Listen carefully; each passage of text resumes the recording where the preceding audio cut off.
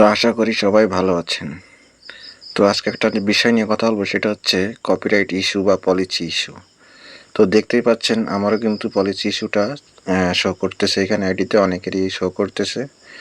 তো এটা নিয়ে এসে কথা বলবো। তো আপনাদের অনেকেরই কিন্তু শো করতেছে, আমাকে জানাইছিলেন। তো চলুন সরাসরি স্ক্রিনে চলে যাই।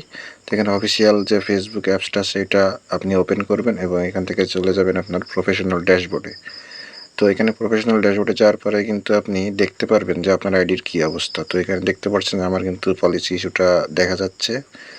তো সাধারণত এই পলিসি ইস্যুটা আসতেছে হচ্ছে অনেক বিগত 1 বছর আগেরগুলো, যেটা একটা সময় রিমুভ হয়ে গিয়েছিল বা ফেসবুক কোম্পানি যেটা তুলে নিয়ে গেছিলো।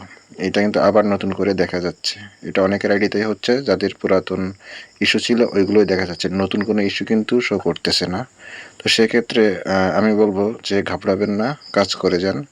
আর একটা জিনিস খেয়াল করুন যে আমার কাছে ওই পেজ থেকে কিন্তু এই ইস্যুটা এসেছিল।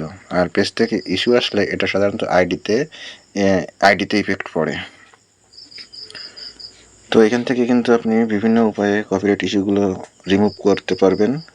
তো এগুলো নিয়ে আজকে আমি কথা বলবো না। যদি পরবর্তীতে এটা আমার দরকার হয় তো আমি তখন আপনাদের এটা নিয়ে এটা শেয়ার করব।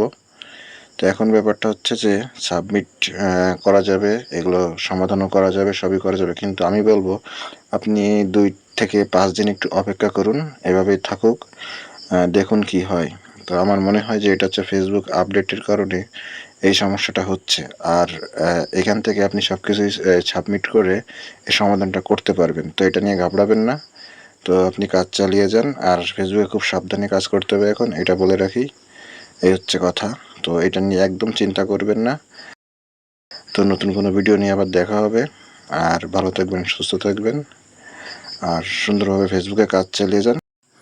যে কোনো সমস্যা আমাকে জানাতে পারেন। ধন্যবাদ সবাইকে, ভালো থাকুন।